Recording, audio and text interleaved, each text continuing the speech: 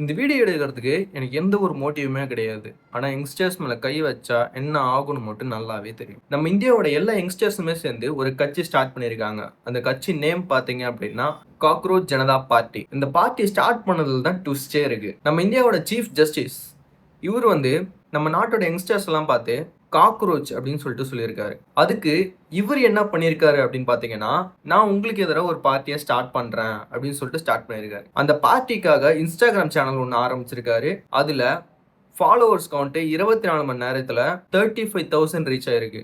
அவங்க இப்போ என்ன டிமாண்ட் வைக்கிறாங்க அப்படின்னா, நம்ம எஜுகேஷன் மினிஸ்டரை ரெசிக்னேஷன் பண்ண வைக்கணும் அப்படின்னு சொல்லிட்டு சொல்றாங்க. Because NEET question paper leak ஆகி நிறைய பேர் நம்ம நாட்டில் இறந்துட்டாங்க, அதாவது சூசைட் பண்ணிட்டாங்க அப்படின்னு சொல்லிட்டு சொல்றாங்க. ஒரு மெச்சூரிட்டியே இல்லாத யங்ஸ்டர்ஸ் தான் இதை மாதிரி இன்ஸ்டாகிராம் பேஜ் ஓப்பன் பண்ணி வச்சிருப்பாங்க அப்படின்னு சொல்லிட்டு சொல்றாங்க.